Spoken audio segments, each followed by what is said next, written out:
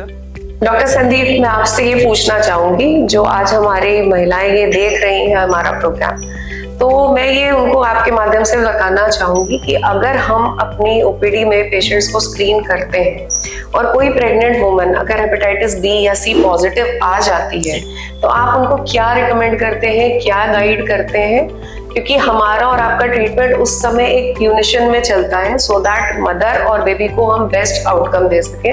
और usually patients बहुत panic हो जाते हैं जैसे ही उनकी रिपोर्ट पॉजिटिव आती है। तो क्या आप, how do we proceed forward, और उनके लिए सिंपल बेसिक गाइडलाइंस क्या है?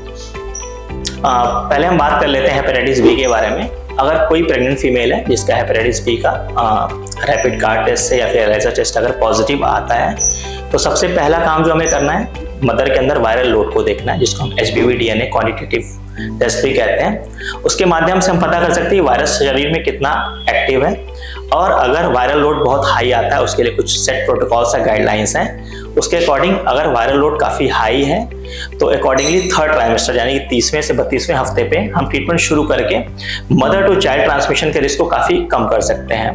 रही बात फिर पोस्ट नेटल केयर की, बच्चे के जन्म के बाद की, बच्चा जैसे जन्म लेता है और अगर मदर HbA/Ag पॉजिटिव है तो सबसे पहला काम 12 से 24 घंटे के अंदर बच्चे को इम्यूनोग्लोबुलिन और first dose of hepatitis B vaccine लग जानी चाहिए।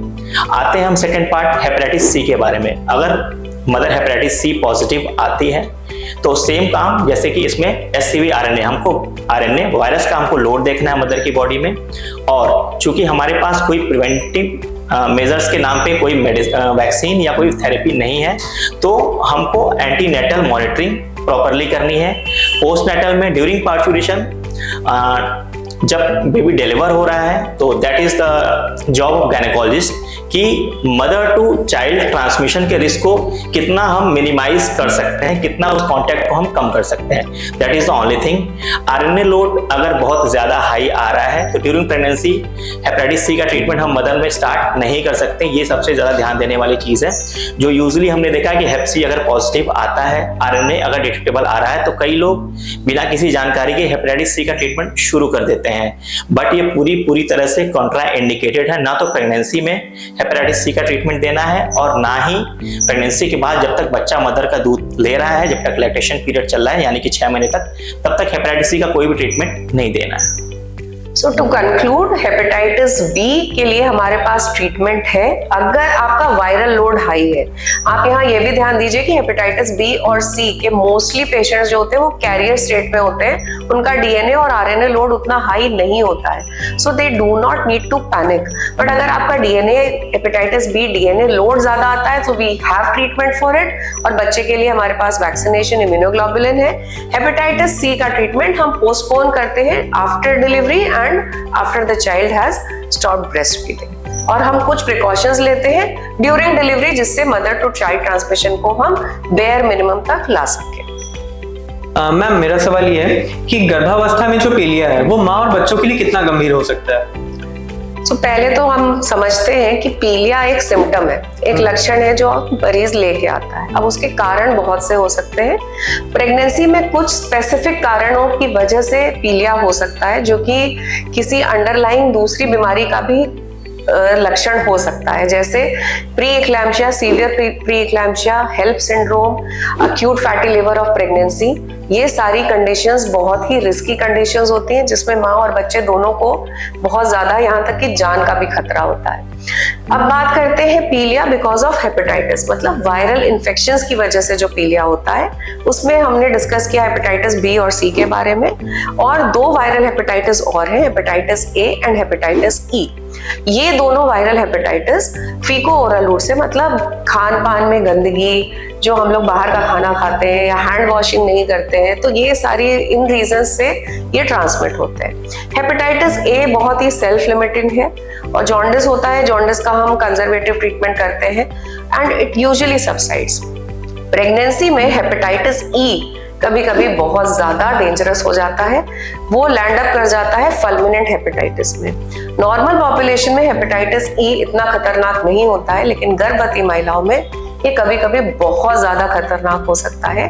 ऐसे केसेस में कभी कभी बच्चे को प्री टर्म भी डिलीवर कराना पड़ सकता है to save the mother and the baby. तो आपको थोड़ा भी अपने आईज में पीलापन नजर आए या आपका यूरिन डिस्कलरेशन हो या आपके स्टूल्स ग्रे हो रहे हैं, तो इन सारे कंडीशंस को आप प्लीज इग्नोर मत कीजिए, अपने गायनेकोलॉजिस्ट से जरूर कंसल्ट कीजिए। सर, जब प्रेगनेंसी में हेपेटाइटिस डिटेक्ट होता है तो एक गैस्ट्रोएंटेरोलॉजिस्ट और एक गायनेकोलॉजिस्ट दोनों लोग को साथ में मिलकर के ट्रीटमेंट कैसे करना चाहिए और क्या टीम वर्क हम यहाँ पे कर सकते हैं? जी बिल्कुल, ये मल्टी डिसिप्लिनरी अप्रोच यहाँ पे होना चाहिए। अगर किसी गायनेकोलॉजिस्ट के पास कोई पेशेंट आती है इसका इंसिडेंटली हेप बी या हेपेटाइटिस सी डिटेक्ट हो रहा है, या फिर मेरे पास कोई ऐसी पेशेंट आ रही है जो हेप बी हेप सी है एंड उसको प्रेगनेंसी अगर डिटेक्ट हो रही है, तो इसमें हम दोनों का रोल बहुत अहम हो जाता है। पहला तो अगर मेरे पास पेशेंट आ रही है तो मैं उसको जो रूटीन टेस्ट हेपेटाइटिस बी से या सी से रिलेटेड जो भी चीजें हैं, I will counsel her and उसको मैं एनकरेज करूंगा एंटीनेटल विजिट्स के लिए। ड्यूरिंग पार्चुरेशन क्या क्या उसको अपने फॉलोअप्स के दौरान क्या क्या उसको प्रिकॉशंस लेने हैं, क्या मेडिकेशंस अकॉर्डिंगली गायनेकोलॉजिस्ट को प्लान करना है, तो मैं एनकरेज करूंगा उसको वहाँ गायनेकोलॉजिस्ट के पास विजिट्स के लिए। सेम अगर गायनेकोलॉजिस्ट के पास कोई पेशेंट ऐसी हैं जो पॉजिटिव हेप बी हेप सी पॉजिटिव आ रही हैं, तो चूंकि उनका जो पार्ट है till parturition and even after parturition कि कैसे प्रेगनेंसी को प्लान करना है, कैसे डिलीवरी को प्लान करना है, पोस्ट डिलीवरी ट्रीटमेंट को कैसे प्लान करना है, तो ये उनका पार्ट है। मेरे पार्ट पे इन केस अगर मदर को एंटीवायरल थेरेपीज देनी है during third trimester, post parturition अगर बच्चे को पोस्टमार्टम अगर बच्चे को वैक्सीनेशन या इम्यूनोग्लोबुलिन की जरूरत है तो वो कैसे गाइड करना है, इवन आफ्टर डिलीवरी अगर मदर को ट्रीटमेंट की आवश्यकता है तो उस ट्रीटमेंट को कैसे गाइड करना है, that will be part of gastroenterologist only.